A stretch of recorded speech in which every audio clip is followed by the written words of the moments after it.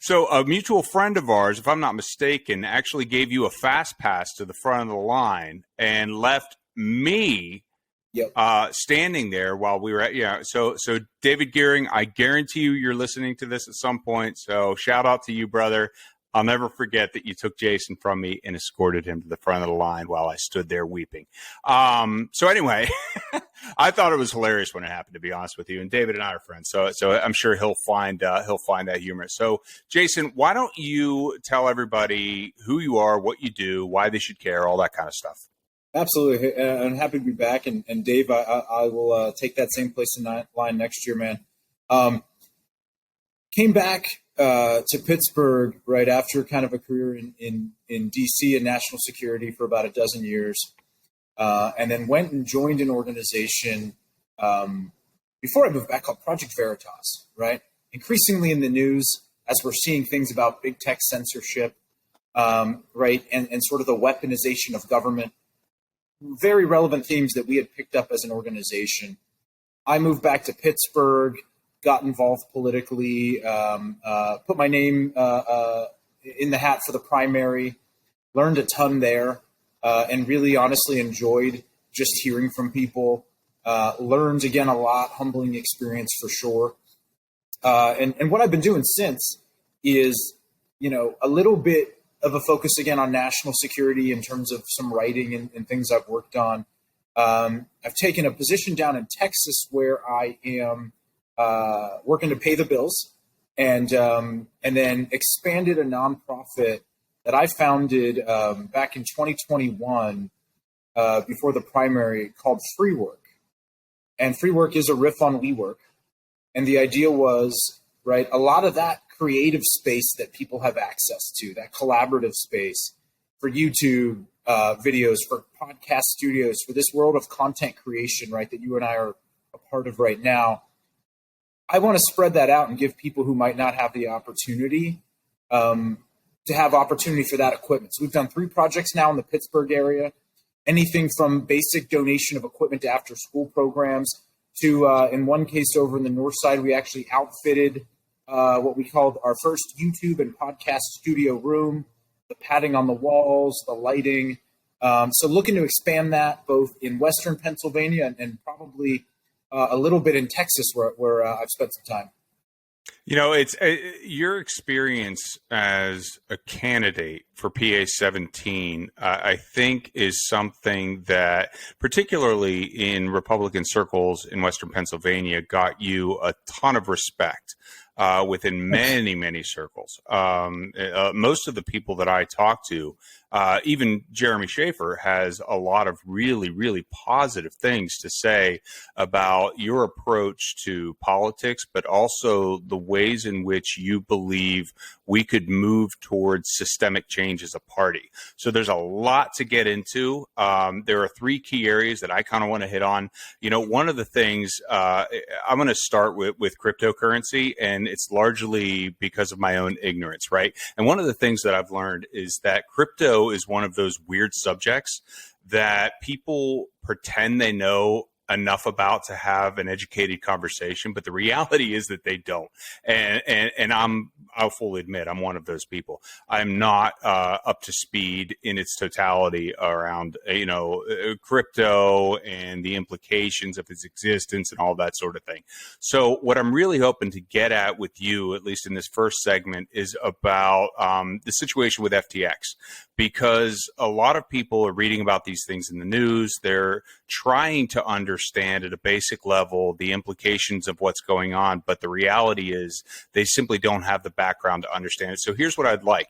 If you could describe in your own opinion the state of all things cryptocurrency in the world today, how the situation with FTX has changed things, and what you think is going to ultimately happen to Sam Bankman-Fried.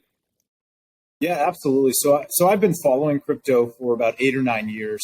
I wrote my first paper on it, I think, when I was at Deloitte, maybe 2016, 2017. Had done some research previously on the topic for actually a federal government client. And so I saw some of the early days at these crypto conferences when it was just guys in Pantera t-shirts, and They were literally booing as the regulators would come up and give their part of the speeches.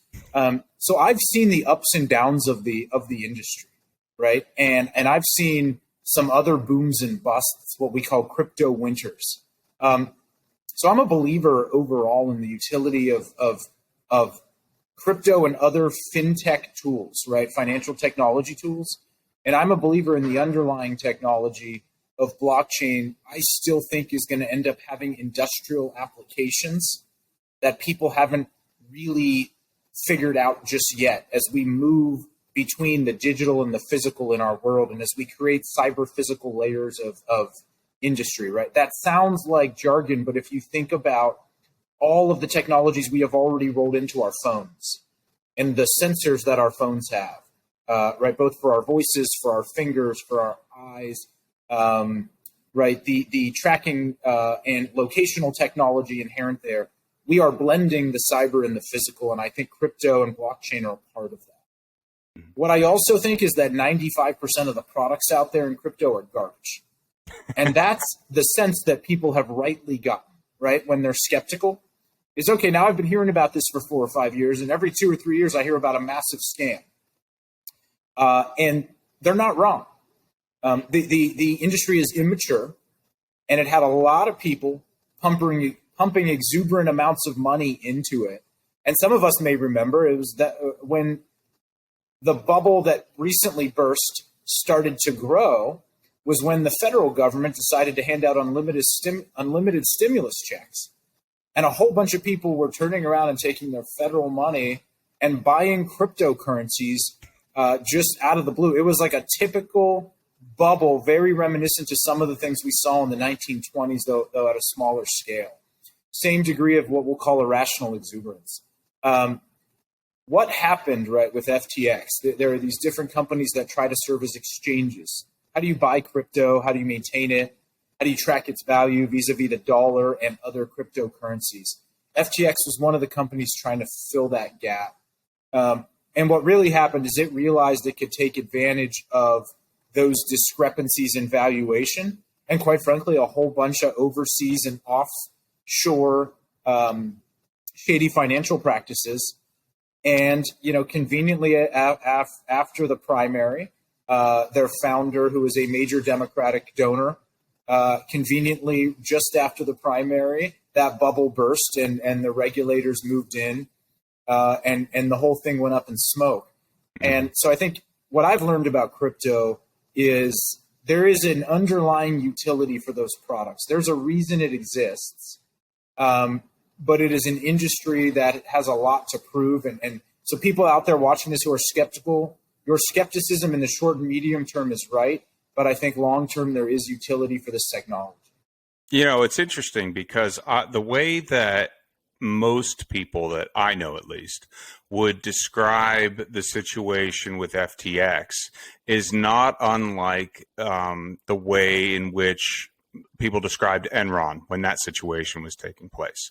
The issue is one of trust. And when you talk about how cryptocurrency and the pace of its adoption and just how quickly valuations went from near nothing to tens of thousands of dollars for a single unit, defined however it is we're defining it. We can call it a single Bitcoin, for example, or whatever. There's enough variability there that I think most people don't understand enough about it to safely say this is a good value relative to the value of a dollar, and this is not a good value. And so there's a lot of mistrust there. And when circumstances like what happened with FTX take place, and then connect with that, the connection that Sam Bankman-Fried had with the Democratic Party, it's easy to understand why so many Republicans are really struggling to have any faith in the future of cryptocurrency. Do you have any thoughts on that?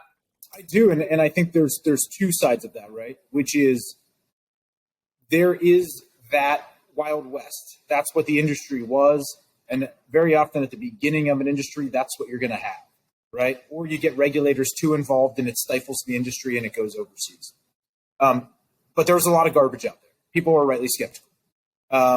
if you buy cryptocurrencies, it should be a small and controlled part of your asset mix. But well, hold on. So who controls it then? Technically, nobody.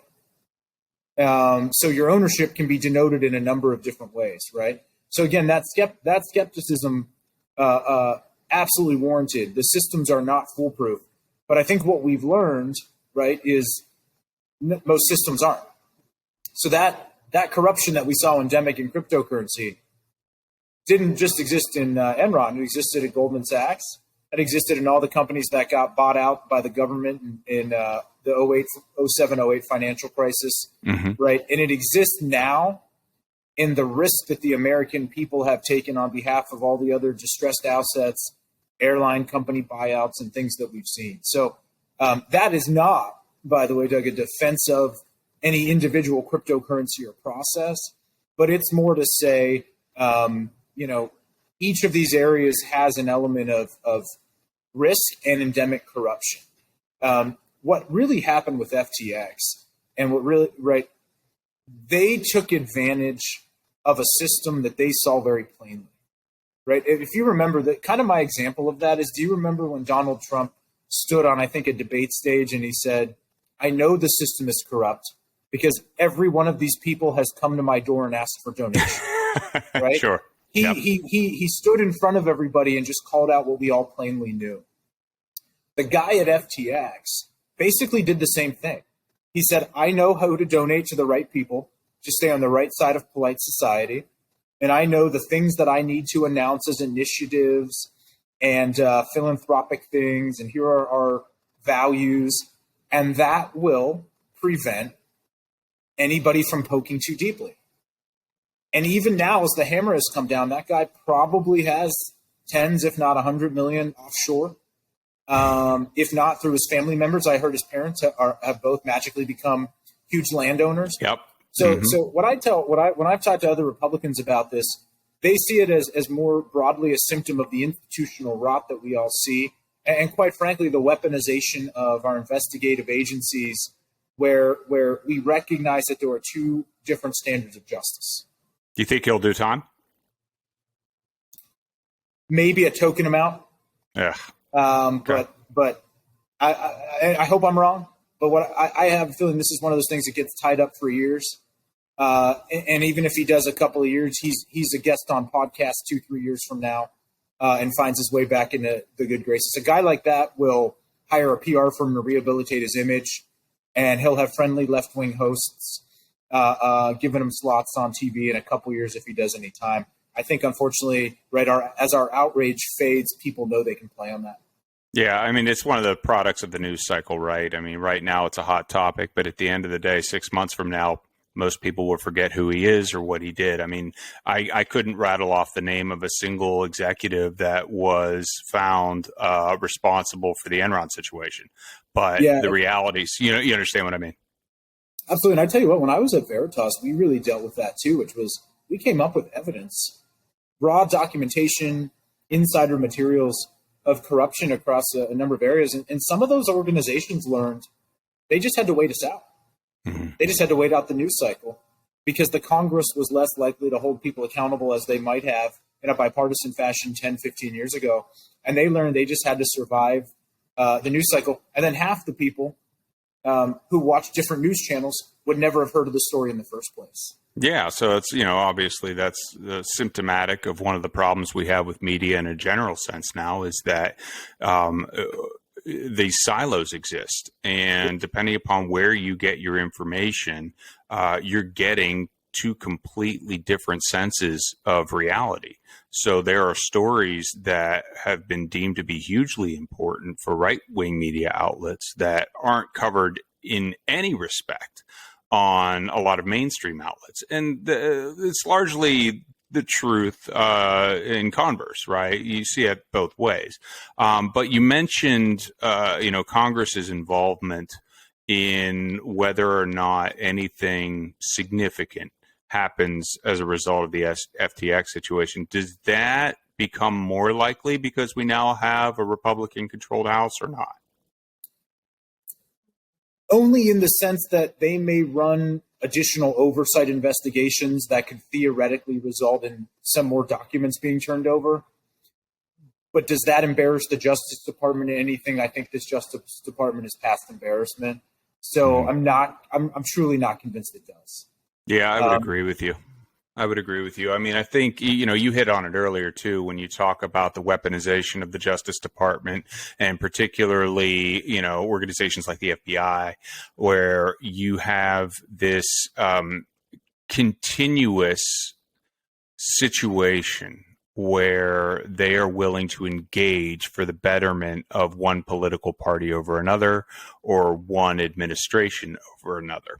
And what that has done, largely to the same degree that this FTX situation has done for crypto, it has eroded public confidence in those organizations' ability to act in a bipartisan nature. It's really disheartening to know that we have a politically motivated justice apparatus, because that is a very slippery slope. And I don't know what can be done to really pull us back from it. Yeah, and I want to echo what you just said there. It is extraordinarily risky to have the degree of both power and overreach and what was inevitable, a partisan slant for our federal justice organs. That breaks down very quickly and in very ugly fashion. Yeah. We are in a scenario now where a significant percentage of American citizens don't trust those organizations as fair arbiters of justice, and they're right. And so how do you then cobble together, right, the consensus that underlies our self-government when that has happened? And it's so elemental, these steps, that we don't always think of them. But if people don't believe that they are going to be treated equally under the lens of federal law, then their faith in that federal law diminishes. Our ability to do anything, to your point, is there, but also so does the consensus to be ruled under that government. And I think a lot of what we've seen in terms of unrest and political turmoil over the past 4, 5, 6, 7, 8 years is Americans essentially saying, we are no longer willing to live under this heavy of a federal thumb. Mm-hmm. And so we need reform of FBI. We need reform of CIA. Quite frankly, we need reform of the TSA. No one should feel embarrassed after they get through security. It's time for us to undo that and reset the relationship between citizen and state. That's interesting, because I'd have to look up the stats on it, but when it comes to the TSA in particular, I don't know that there's a whole lot of metrics that they can point to suggest that the degree to which people submit to frisking, we'll call it for lack of a better way to phrase it, is generating an overwhelmingly positive result, right? Like the juice has to be worth the squeeze at some point. And after over 20 years, I think we've reached a point where we need to start looking at data and metrics to determine whether or not what is being done is producing a real and positive result. And that's one of the challenges with government in a general sense, right? Because they are almost not required to produce metrics to prove that what they are doing is generating a result. And I, for one, have a real issue with that. Yeah, I don't know if this is an entirely accurate statistic, but what I read was that our federal government spends less than 1 out of every $1,000 it spends on measuring the effectiveness or the outcomes of their programs, right? That's an indictment of us, the American people. Yes, it is. Right? That we choose this government. But when it comes to TSA, right, to your point, government is reactive, it's slow. The reason that we had to take off our shoes is because a Muslim guy tried to put an explosive in his shoe and blow up a plane. The reason the water bottles is because a group of British Muslims trained on tactics in, I think, Pakistan or Yemen, tried to use the British version of Gatorade, a bottle, to carry an explosive and blow up planes. Those were reasonable adjustments at the time It's now time to step back and say the risk that risk posture is now over. And even if there is still a danger by unwinding some of these security arrangements, the greater risk is this continued imbalance between citizen and state. It's we're lighting money on fire, right? I mean, that's the other side of it. Every government program, and I've said this multiple times on several other podcasts, the government doesn't create anything, right? It extracts and redistributes at its basic fundamental function. That's what it does, right? And so when your sole purpose is to extract and redistribute, and there's no mechanism for accountability, that creates a very serious problem from my perspective. Absolutely. I'm with you. So yeah, I'm curious though, I'm going to change gears here a little bit and talk about the midterm a little bit. So in a general sense, what was your feeling? And I know the answer, but I want the listeners to know what you think on this as well. What is your general feeling on the way in which the Republican Party managed the 2022 midterms? Yeah, and let me say, because we talked about this a little bit at the beginning. I was lucky enough to be a candidate, and I appreciated the things you said. My general takeaway from my primary experience was I'm just humbled. There was a lot I learned. There's probably a lot more listening I could have done to people who tried to give me advice up front. I think our system here in Western Pennsylvania produced two serious candidates in Jeremy Schaefer and Mike Doyle, who I think made articulate cases for Republican and conservative principles. So the fact that I was an early part of that process, I just consider it, I'm just lucky that I was part of all that and got to meet as many people as I did and hear from people. I do feel I adjusted my thinking on certain things, and I feel just that I learned a ton. The broader Republican Party, right, we have to grapple with a record of failure. And there is no shortcoming there.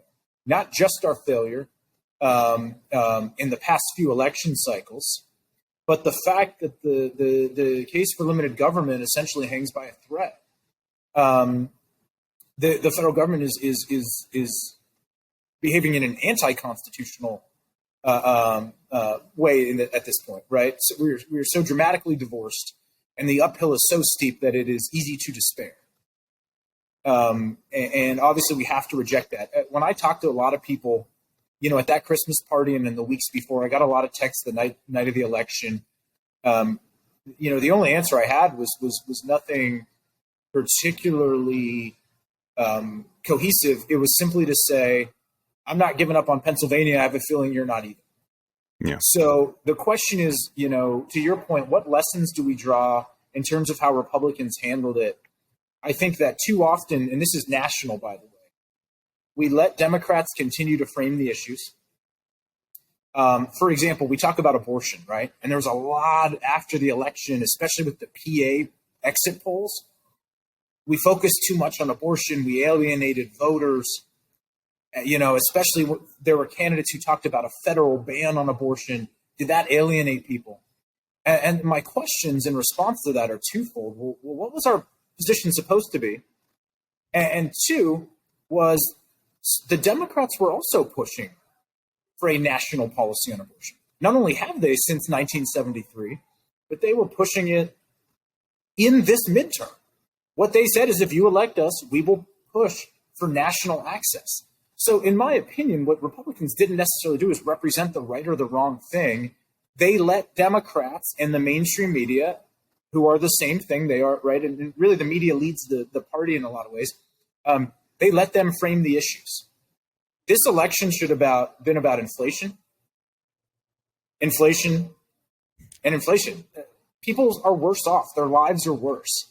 The fact that we couldn't win that narrative battle, the fact that it wasn't cohesive, the fact that the national party didn't invest in all the candidates that it should have, both McConnell and some of the other national groups, is, Democrats fall in line.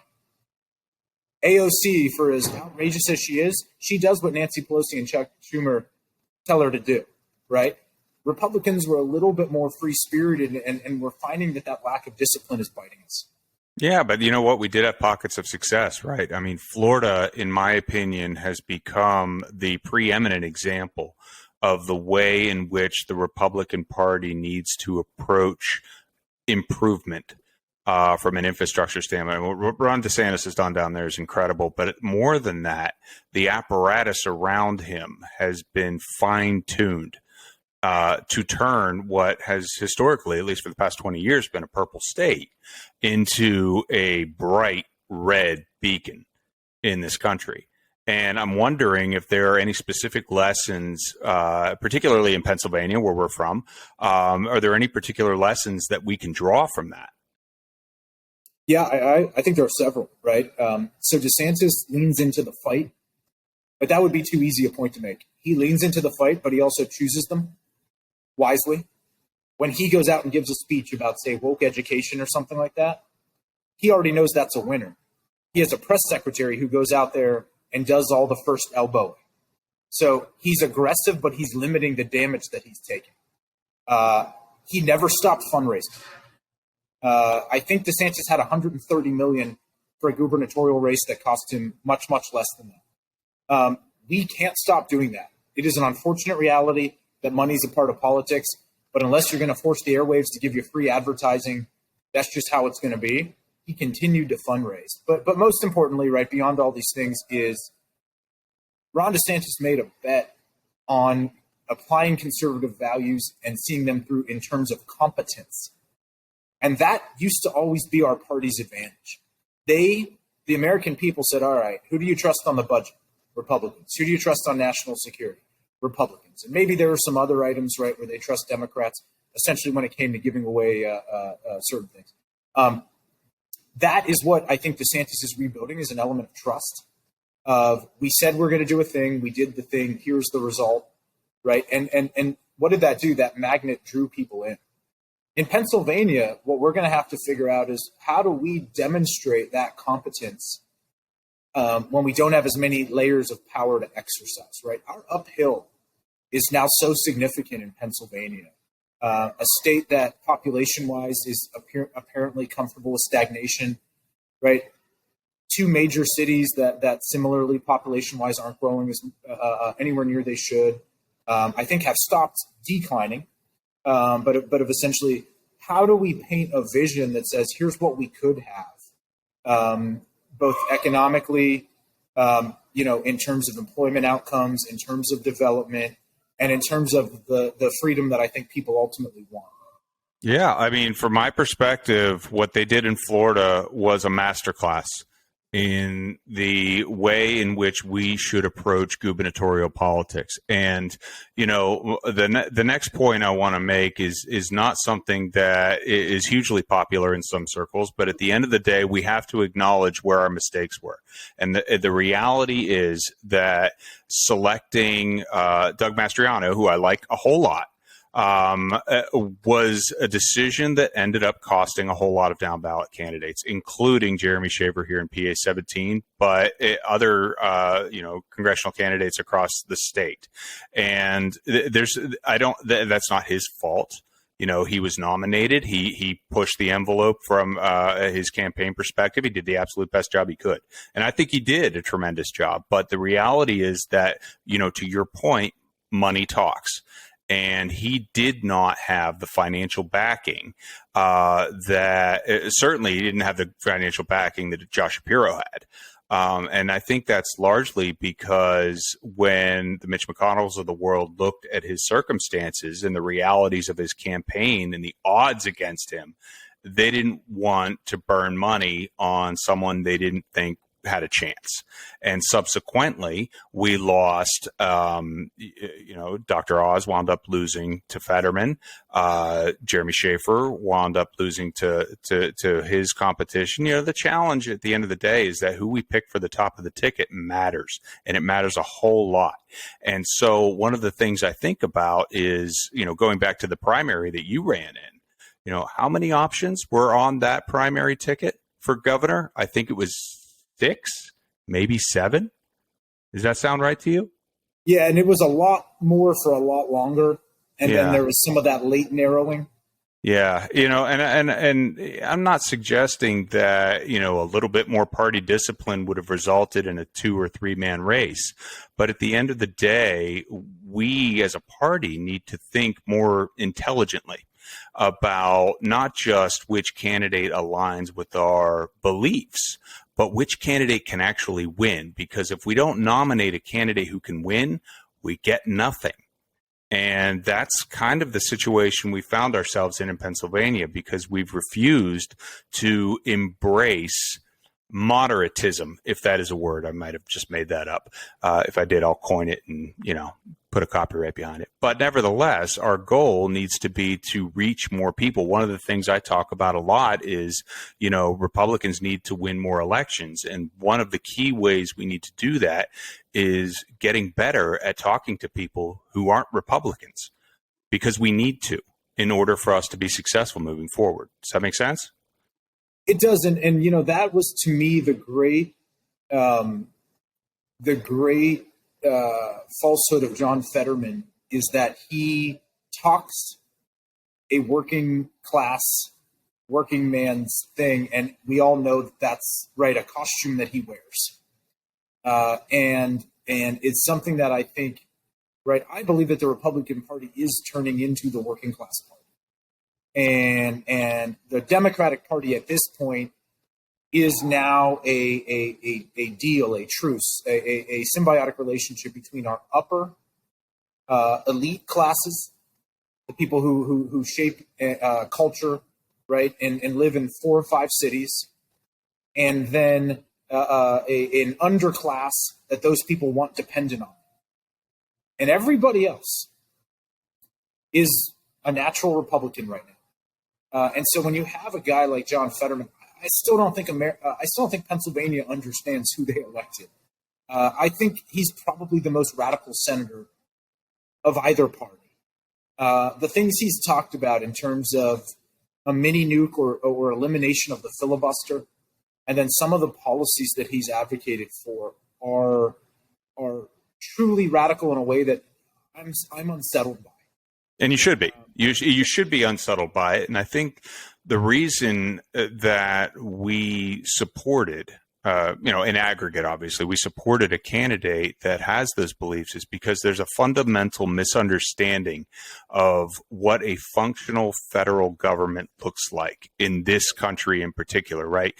A lot of time was spent trying to create what amounts to a seized engine at the federal level. It is not designed to move quickly.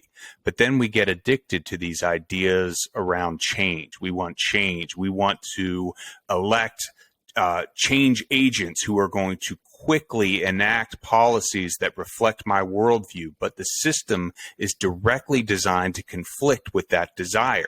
The problem is when you elect someone like Fetterman, who has very clearly an intent on removing some of those roadblocks, what people don't understand is that those roadblocks aren't temporarily removed. They are permanently removed by policy, and that makes that seized engine move just a little bit faster.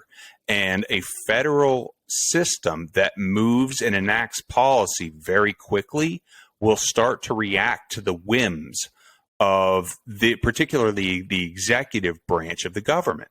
And so what do you have when an executive leader can enact policies quickly based exclusively either on their worldview or the worldview of people that put them into power?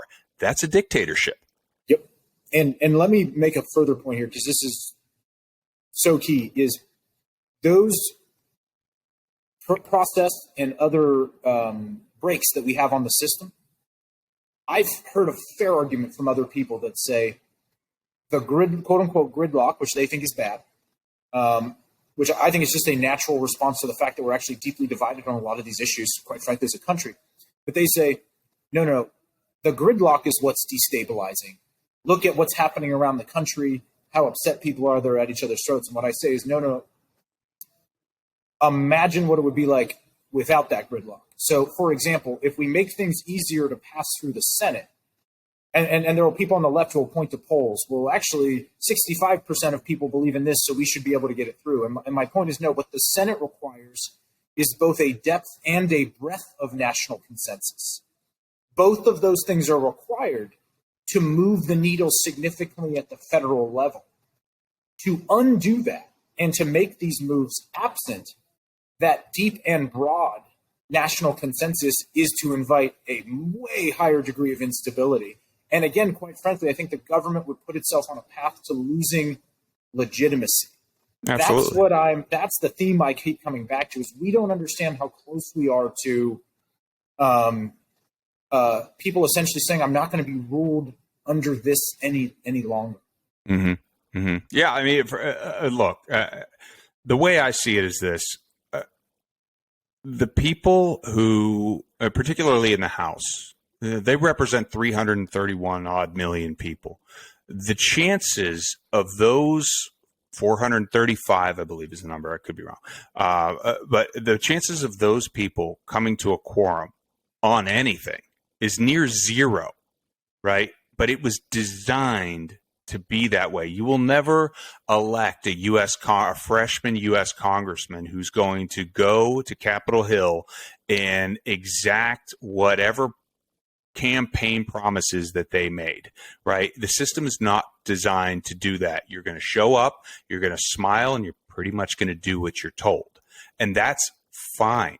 The system was designed to do that. But what happens once in a while is you run into the situation like what happened with Kevin McCarthy last week, right? It took, I think, 18, maybe 16 votes for him to become speaker, something that I believed at least was an inevitability. Like, we knew he was going to become speaker, but we had these 20 or so representatives that were, creating a challenge for their own reasons. And I don't fault them for that. But what I found truly extraordinary, at least in some cases, was the degree of concern over this issue. The reality is, who cares how long it takes the House of Representatives to pick its next speaker? Did anything monumental happen or not happen as a result of that indecisiveness? No. What it did was it highlighted in very specific terms the power that a small group of people can have, right? But their inability to actually get change installed. We all knew that Kevin McCarthy was going to be speaker. That was never brought into question. Now, what he provided in terms of concessions to get the votes that he needed, that's a separate issue. But at the end of the day, his speakership was a virtual certainty, and those that were elected to shake the cage a little bit were able to do so. Was that your estimation? Yeah, and that last part you made is where I keyed in. My takeaway was, and some of those people were freshmen, they enacted some of the more significant rule changes in a decade or so in 48 hours of, to your point, everybody gnashing their teeth and rending their.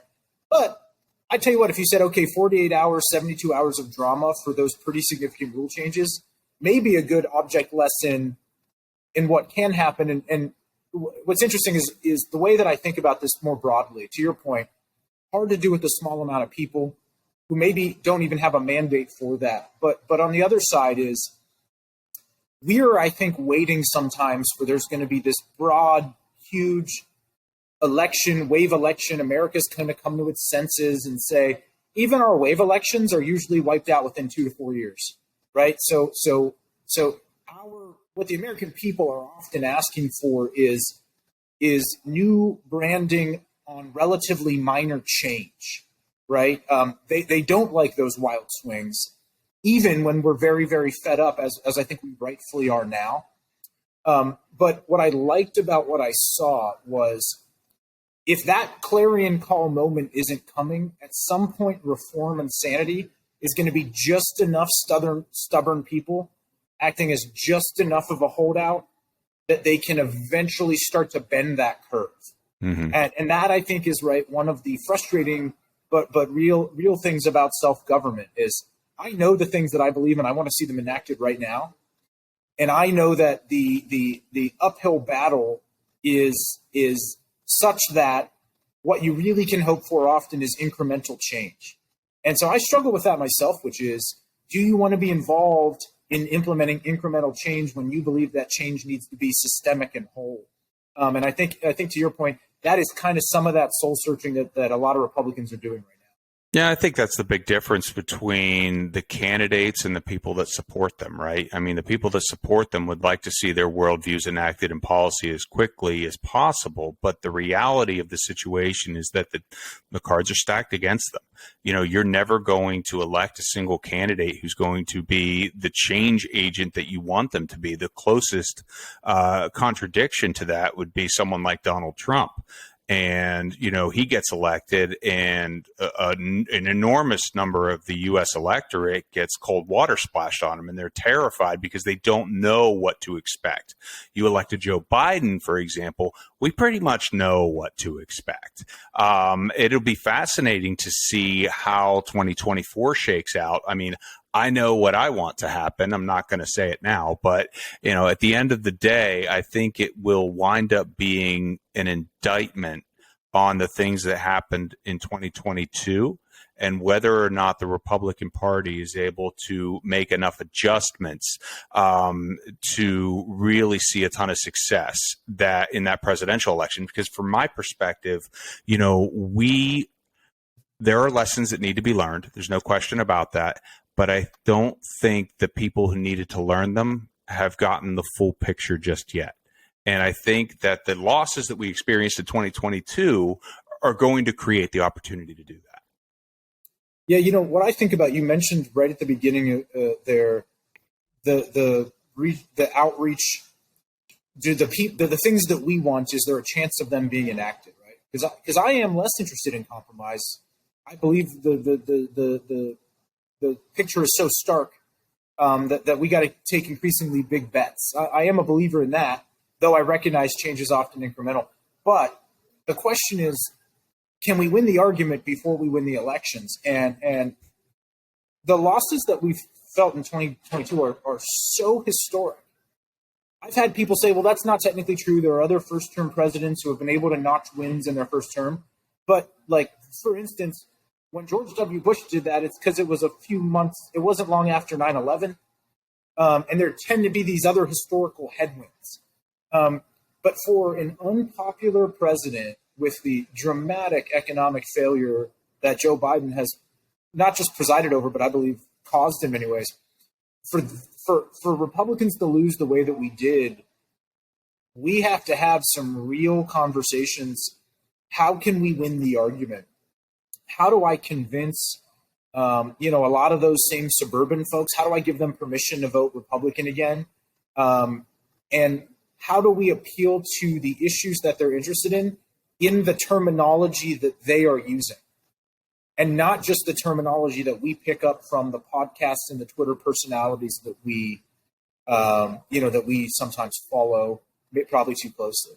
Yeah, I would agree. I mean, I think that we've gotten to a point, and not to plug it here, but I'm in the process of writing this book. It comes out next month, and one of the key themes is this idea that the polarization that we're experiencing is largely as a result of social media, because what ends up happening is we spend way too much time swimming in familiarity. And so what happens in those instances is that we become overly sensitive to ideas that conflict with our own worldviews. And that's largely responsible for this perpetual shouting match that we're experiencing. But the reality is that shouting match is only taking place between very small segments of both parties. The reality is that 65% of the electorate is still very moderate. They don't think about politics as often as you and I do. These are people that go to work, they take care of their kids, they engage with their friends, and they don't spend as much time thinking about these things as we might be led to believe. And so one of the things we need to get better at is the art of conversation. Right. I hope that every single person that comes on my podcast, for example, comes away with the people who have listened having a better understanding of who they are as people. right? And because I think it's important to get back to that and to allow the people who are making the news to tell you firsthand what they really think about things. Because until we get back to that reality, as opposed to allowing an algorithm within some sort of social media platform to do that for us, we're going to be at a significant disadvantage in terms of resonating with the moderates that are ultimately going to be responsible for us winning or losing elections. Yeah, I think there's a phrase that's Twitter is not real life, right? And so I had months ago I had put something on Twitter, and I know I got to do more on Facebook, and that's where a lot of folks are, particularly in Western Pennsylvania. But I go on Twitter, and I had something that got 20 or 25,000 views, whatever it was. That is 20 to 25,000 people spread across a few major cities with a very specific audience, and nobody in my actual life had any clue that happened. Right. And so that was a good reminder that these debates that we sometimes are having are there. But to your point about podcasting as a medium, I think that what I'm thrilled by is the fact that there is an audience, because people are ready for, okay, hey, let's have unfiltered, unpolished conversations. Right. And we can talk about, hey, here's the things that we know a lot about. Here's us conjecturing about some things. Here's what we're good at. Here's what we're bad at. That stuff's just ultimately more interesting. And I will then steal also, let me plug again, Free Work, that nonprofit in Pittsburgh. If anybody has, now again, this is a nonprofit, but I'm not asking for money. What I'm asking for is, if you know of an after school program that might want equipment, or if you know of a creative youth in the greater Pittsburgh area who you think would commit themselves to content creation, who wants to have these types of conversations or foster these conversations amongst their friends, that's who we're here to help. And so reach out to me, find me on Twitter, send me an email, and we'll have those conversations. Because just like we're talking, Doug, I know that there's a generation who don't remember what it was like before social media, and don't remember what it was like when everything wasn't just sound bites and outrage. And so what I want to do is open up that aperture of creativity amongst folks who are younger than us, because at some point it's going to be their turn. Mm-hmm. And, one of the things I hear from young people is they say, well, we're ruled by what's that phrase? Gerontocracy, right? Biden's this old and Trump's this old and Hillary's this old. And what I tell them is, then take it. Stop complaining. If you don't want those people to be in power, they're fighting the battle. They're winning. They're appealing to voters. It's time for other generations to do that, and to respect those folks who have fought the battles, respect their elders, but say, okay, it's time for our time in the sun. And that's what's interesting, right, about what we're seeing in Florida and what we're seeing in some other states, is some of this younger leadership is starting to now get real national experience. And I think that could be compelling. Yeah, I agree completely. The only reservation I have is that, most of the people under 25 will say that I know, I'm painting with a broad brush here, but talking and doing are two totally different things. Yep. And doing requires effort, but it also requires risk. And I believe, and I'm certainly open to being criticized for this opinion, but I believe that we're raising the most risk-averse generation in history. And that is a very dangerous place to be, because you don't get anywhere without taking risks. Yeah, and one of the great moments in Steelers history, and this didn't take place on a football field, is when James Harrison was at one of his son's football games, and they gave him a participation trophy, and he turned around and made him hand it back in and give it back to the the awards table and say, we don't accept these here. I'm with you. And what's interesting to me, because I sort of the age that I'm at now, is I have friends who complain about their kids are being raised that way, and what I tell them is, they're your kids. Or people who are a little bit older than me, they complain about participation trophies. I say, you were the adults who invented them. It isn't the children. And so what I want to figure out is, to your point, how did we make this cultural shift? And typically what happens, even if kids are soft, they meet the real world, and the real world teaches them those lessons, maybe more painfully and with more bruises than it might have otherwise, right? Yeah. So how do we get back to that? So to your point, that this young generation goes outside, gets out of the basement, and we've got to figure that out. The other thing that I've seen amongst young people is a serious apathy, right? These are young adults, or maybe people who started their careers in the shadow of the 2008 financial crisis, and they have an entirely different outlook, right? They saw banks get bailed out, and then they saw, a number of these financial crises, the failure of different wars. They have a very different conception of America because they haven't necessarily had those shared national successes or touchstones. And what I'm trying to figure out is, well, how do we inspire that in them? And or are we headed towards some unfortunately tougher moments, both domestically and internationally, where those lessons will get learned one way or the other? Yeah, I don't know if you ever read Atlas Shrugged, cover to cover. So that's a read for sure. It's kind of like the War and Peace of, political dystopia. Right. But a good friend of mine turned me on to this book maybe 3 months ago, and I was embarrassed to say at the time that I'd never heard of it. But I tore through all 1,400 pages of it in a matter of 2 months because I thought that it was so topically relevant for what's going on in our country today. And when you look at the themes of the book through the lens of the youth and the way that they see the world, the reality is that they feel entitled, right? They are entitled to transportation. They are entitled to a job. They are entitled to a lot of the things that previous generations kind of looked at as things that they needed to work toward and apply effort to, if they had any hope of actually achieving those things. So the point is that the current generation of kids, 18 to 25, call it, they believe that the reward comes before the effort. And that puts us in a really tricky situation. If you recall in the book, John Galt was the destroyer, and he was tasked, or his mission in life was to create the collapse of the environment that enables people who are entitled, in a nutshell. And sorry, but if I spoiled that for anybody, it's a 70-year-old book. Get on board with it. But at the end of the day, that's largely thematic of what we're experiencing. And I just don't know what can be done to pull that generation out of it, short of some very, very cold water being dumped on their heads. Yeah. And I have two thoughts as relates to that too, that where we can help. One of those is the idea of maintaining a culture of independence, distinct from a government, is going to increasingly hard to maintain that and a state monopoly on on education.